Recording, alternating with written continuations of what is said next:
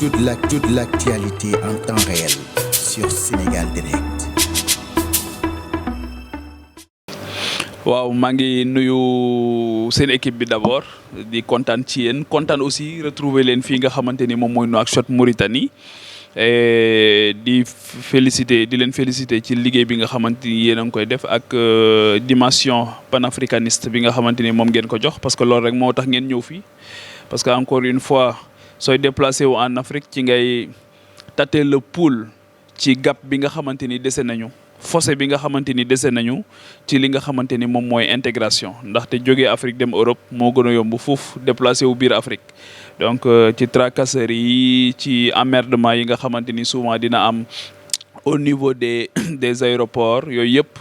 je pense que ne les dirigeants am na liggéey bu mag a mag buñ ci war a def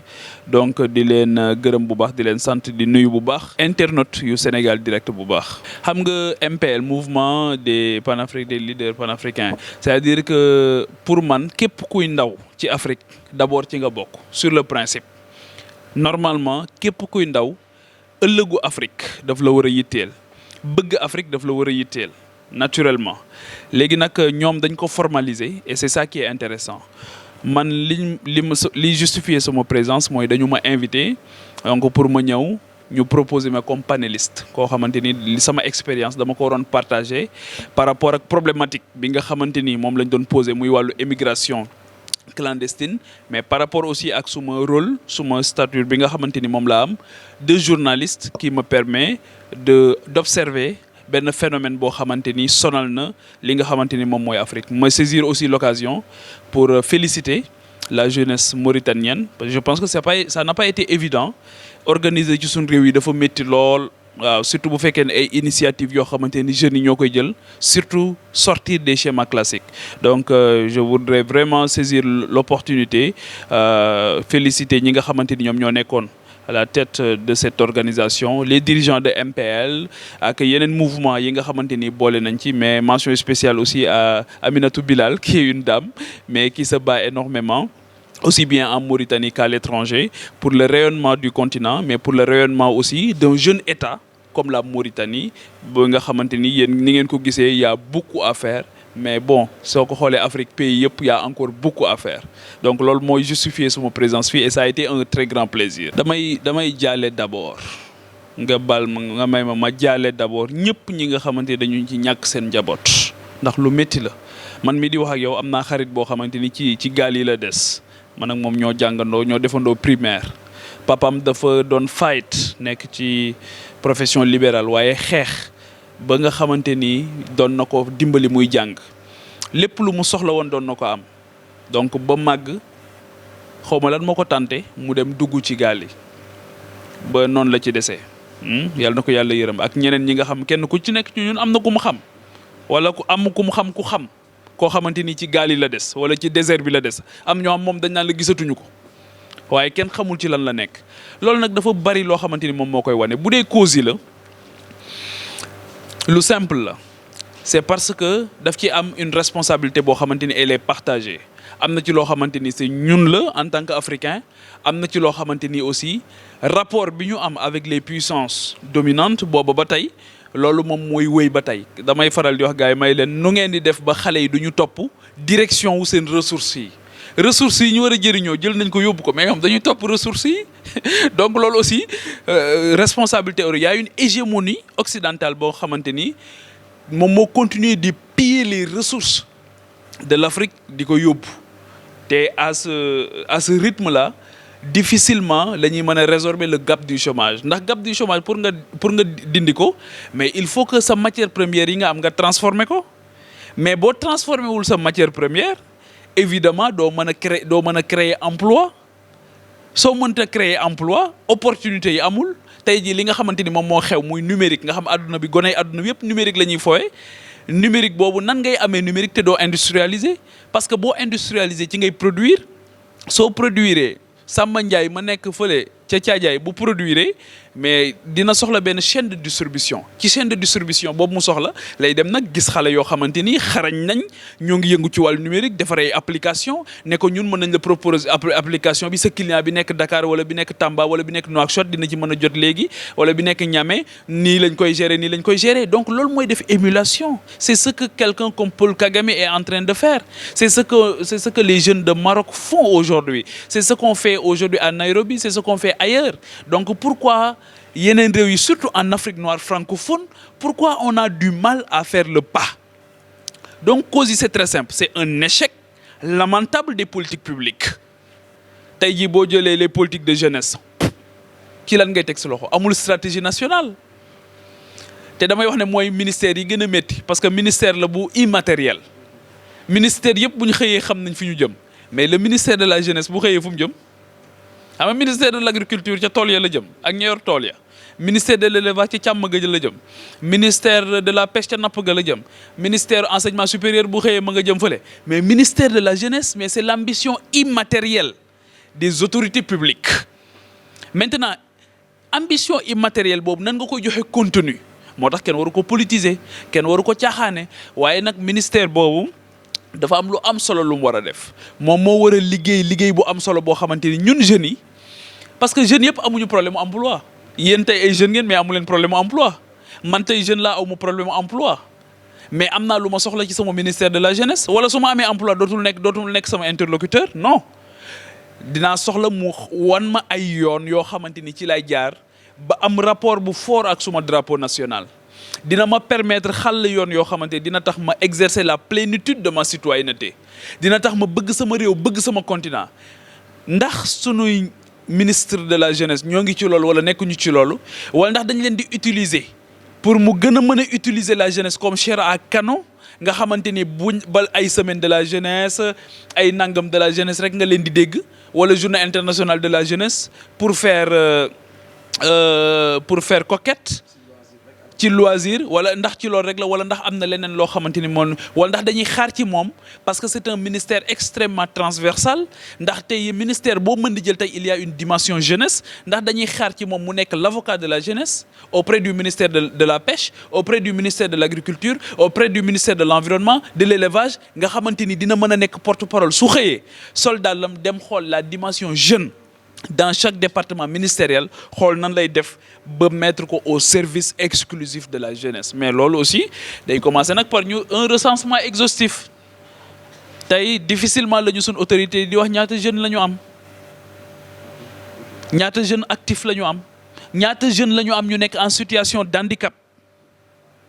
ñooñ tam ci lañ bokk handicap sax laago jeunes yi nga xam ay laago lañ physique mais ci lañ bokk est-ce que dañ leen war a tenir en compte wala déet foog tant que amuñu les bons chiffres on ne peut pas prendre les bonnes décisions encore parce que leneen li nga xamante ni moom mooy dugaat mooy la planification qui doit être rigoureusement en amont par rapport à l'élaboration à la mise en œuvre de toute politique publique il faut une planification mais ci biir planification boobu tamit il y a une forte dimension sociologique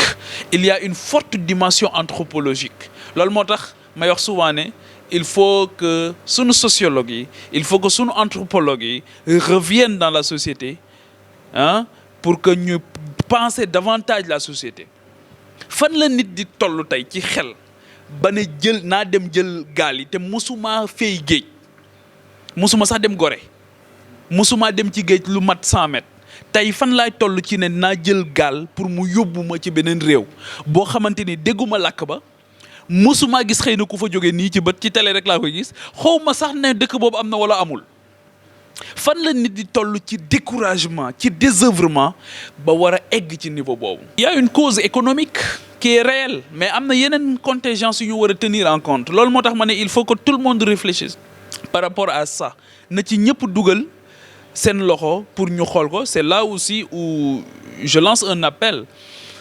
aux chefs religieux ñi nga xamante ni aussi ñoom ñoo yore diine ji ak ñi nga xamante ni ñoo yor wàllu aada yi ak ñëpp pour que ñëpp puisse contribuer parce que sunu réew yi ñu yor sëriñ bi kenn du ko bàyyi ak politique yi rek kenn du ko bàyyi ak ñoom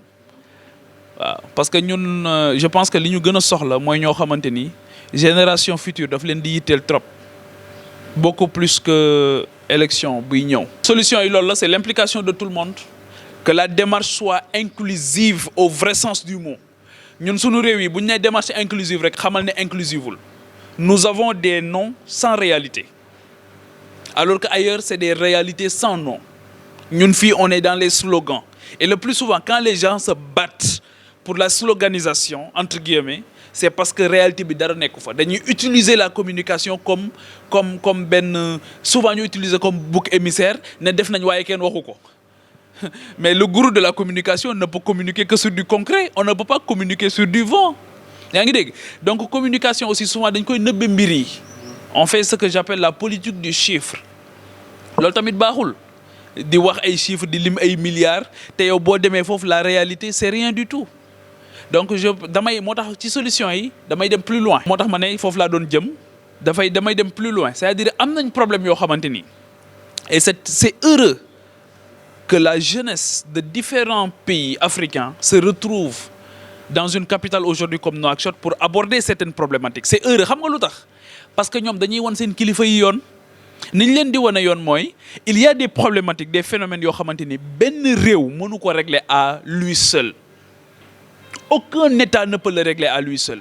c'est-à-dire que il faut que ñu am ay solutions collégiales il faut que ñu am ay dynamiques unitaires pour mënu ko régler mais ñun on n'a pas des États on a des micro-États loolu la ñu war a xam on a des micro-États on n'a pas des États on a des micro-États donc loolu foog ñu tenir ko en compte léegi nan la ñuy def tey ba suñu agriculture ñu lëkkale ko ak agriculture Mauritanie lëkkale ko ak agriculture Mali lëkkaloo ko ak agriculture nangam nan la ñuy def ba tey jii suñu wàllu pêche ñu lëkkaloo tey ak Mauritanie ba nga xamante ni nit ñi ñuy rey su pêcheurs yi ñuy rey jamono bu nekk fii ci garde-côte Mauritanie yeeg yooyu nan la ñuy def ba dépasser situation yooyu loolu mooy les grandes questions sur le pétrole et le gaz aujourd'hui nan la ñuy def tey ba diggante Mauritanie ak Sénégal ñu mën a réfléchir sur le coût écologique ce que l'exploitation du gaz et du pétrole va nous coûter comme désagrément sur le plan de la pêche yaa ngi dégg il faut que ñu jàng ci suñu expérience boo demee Mauritanie boo demee tey yi Kédougou au Sénégal mais le coût écologique ci Sabodala est-ce que tey mesuré nañ ko boo demee ICS Mboro est-ce que mesuré nañ ko boo demee tey jii fi nga xamante ni moom mooy Bargny Sococim est-ce que mesuré nañ ko centrale à charbon est-ce que mesuré nañ ko donc encore une fois bu fekkee ne finalité bi encore une fois mooy population yi il faut que ñu leen di bàyyi xel bu baax il faut que ñu bàyyi xel seen njaboot il faut que ñu bàyyi xel seen wér-gu-yaram il faut que ñu bàyyi xel ci seen ñàkk waxuma sax ay wér-gu-yaram ak yooyu mais gis nga am na ay xeetu exploitation ay xeetu richesse yoo xamante ni rek bu feeñee ci réew ñëppay daw ñëw waxuma la sax soppi wér-gu-yaram ak yooyu waaye ba ci dafay soppi ay culture donc loolu yëpp lu mat a bàyyi xel la parce que xaalis bu bari mën na transformer rapidement ay us et coutumes donc loolu yëpp foog ñu ciy bàyyi xel anticiper ci loolu yëpp loolu nag on va me dire oui on est en train de réfléchir sur le contenu local ici et là-bas ça suffit pas il faut parler avec les gens boo gisee pourquoi Union africaine di échouer tout le temps ñu ne la li gën a ëpp ci financement am Union européenne moo koy joxe ñu ne la siège am ba mu nekk sax Chine moo ko tabax qu'est-ce que tu peux attendre d'une instance comme celle-là